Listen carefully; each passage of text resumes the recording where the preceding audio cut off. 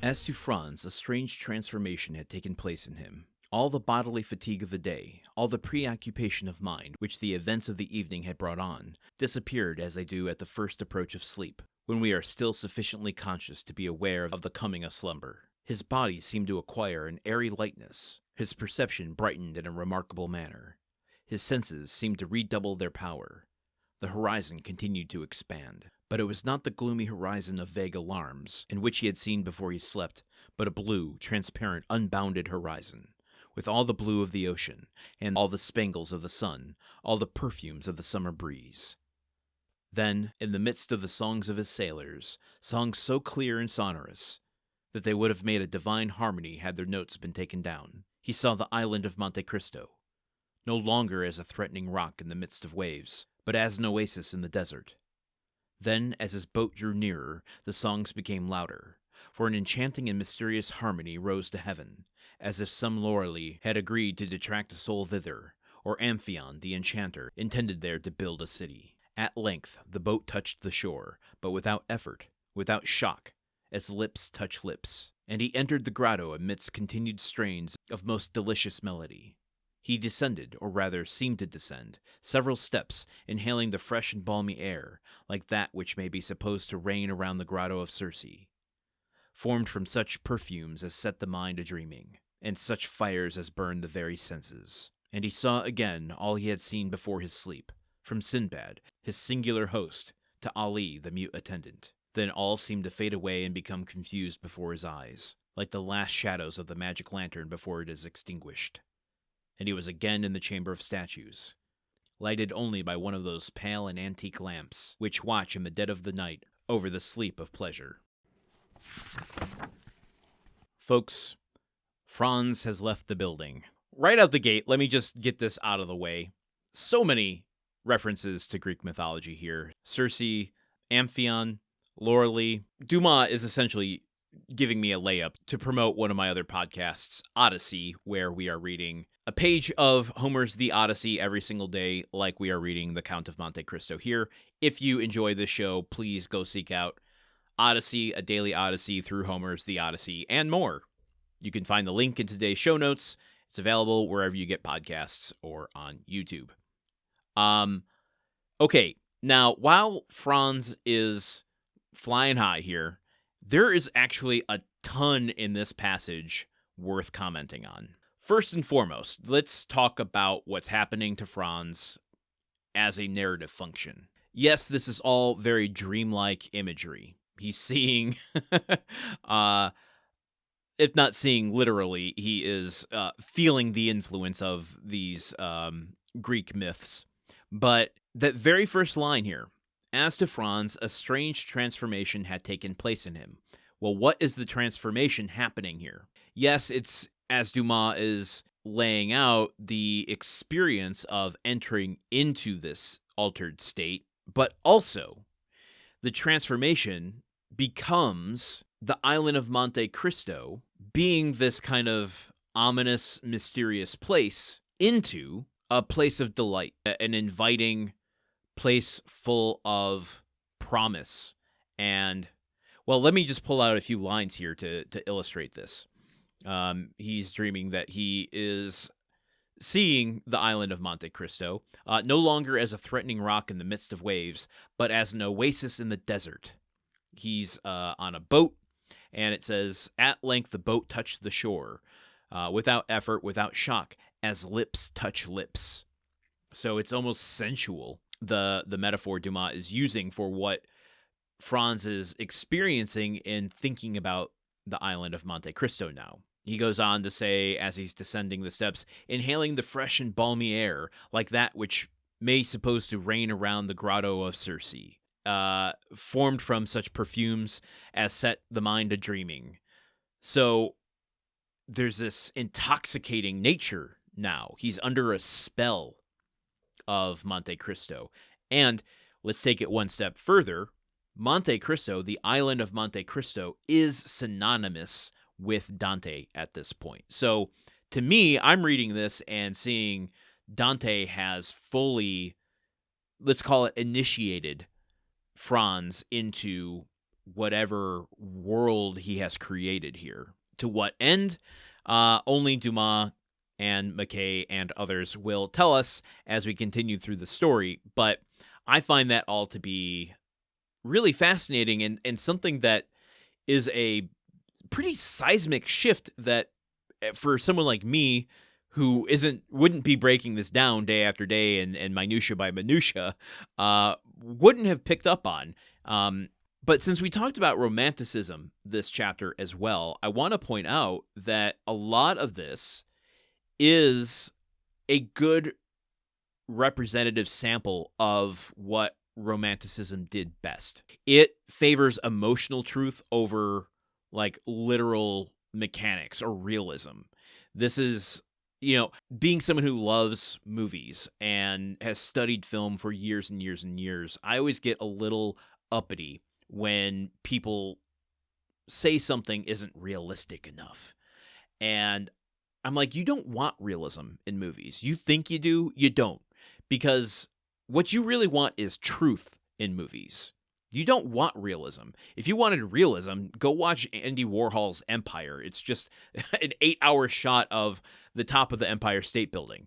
And even that's not real, right? I mean, you want to get into real academic stuff with film, like anytime you point a viewfinder, a frame, a lens at something, you are choosing to point it at something which in and of itself is commentary. Like, film does not capture reality. It does not capture anything but emotional truth. And so when you say it's not realistic, maybe you're saying it doesn't ring true, which is a fair criticism. Wow, what a tangent. Let's get back to romanticism. So Dumas is more interested in using these illusions, these comparisons to myth, in order to make the passage more experiential. We are entering into Franz's experience as he is entering this altered state, and Dumas gives us a number of ways to hook into it. If one of these metaphors doesn't do it for you, he's using all kinds of senses, which is something that the Romantic writers did a lot. The perfumes of Circe's grotto, the using of Lorelei as the siren, the harmony. So he's using olfactory sense. He's using the oral sense. He's talking about Amphion, the enchanter, building something so you can building a city, so you can visualize the grandiose nature of a city, and all of these things playing together. And if that isn't enough, then he talks about all of this being that sort of feeling you get when you're aware that you're dropping off into sleep. So if you can't hook into the mythological, you can hook into the physiological. We all fall asleep. We all have that moment when we recognize we're dozing and our head jerks back up real quick. And that there's a kind of tingly sensation that comes with your awareness dipping between consciousness and subconsciousness. So he's doing a lot with this passage to do all that, and that is very much a trait of Romantic writing. More than that, this plays into the serialization of his stories as well, because doing this kind of creating these visionary sequences in an otherwise like grounded narrative allows people reading it passage to passage as it's serialized to kind of it's an escapism. He allows a temporary suspension of reality, of realism, and is able to give a much more dynamic emotional range without like stepping directly into fantasy.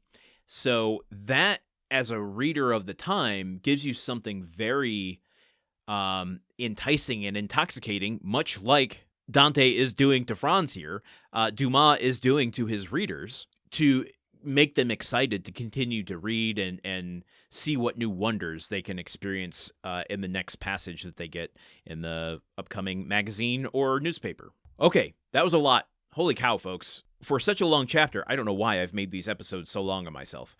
Let's start to wrap up, shall we? Oh my God, please. It's the penultimate episode. So, I gotta go into the rigmarole. You know how it goes, I gotta pay the bills. The countdown of Monte Cristo is made possible by listeners like you. We have a podcast network that has a lot of overhead, especially as we add more shows, but we can only add more shows, do more things, and keep them going if you consider contributing over at patreon.com/gruntworkpod.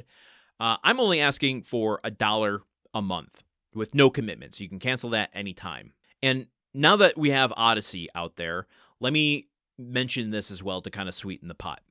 That $1 a month, which, of course we would be thankful if you could do more than $1 a month, but that $1 a month that gets you 3 cents per episode on this show also allows you to support the other shows. And what I mean by that is, if you listen to both this show and Odyssey, you only need to contribute $1 per month. There is a tier on our network that allows you to get everything that's offered. So you get all the bonus episodes for this show and for Odyssey for the same price as if you were just supporting this single show. I realize that might not be an enticement for all of you, but for some of you who want all of the content, it does not cost you anything more.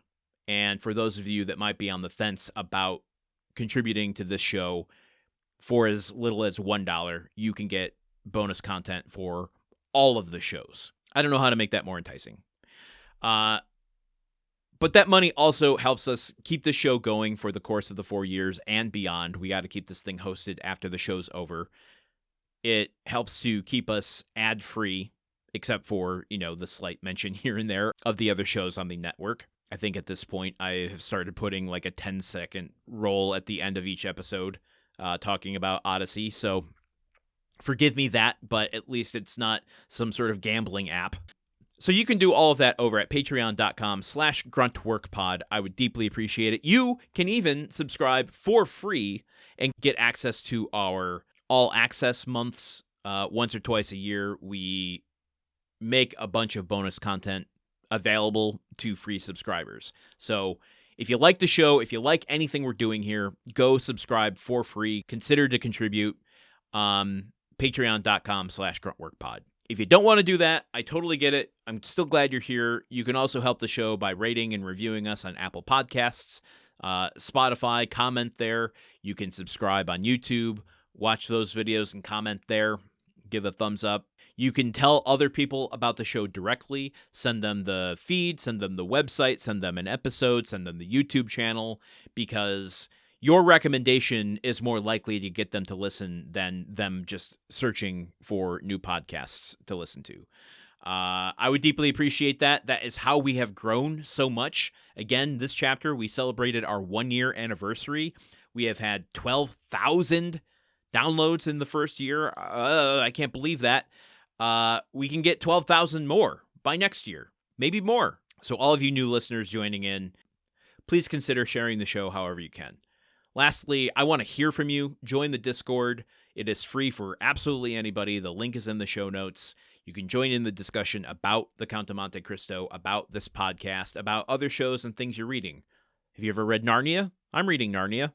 Tell me about Narnia. We just want to create a fun community of people. So join us over there. And until tomorrow, when we bring you the conclusion of Chapter 31, I've been Landon Solano. Until then, okay, goodbye. The Countdown of Monte Cristo is part of the Gruntwork Podcast Network.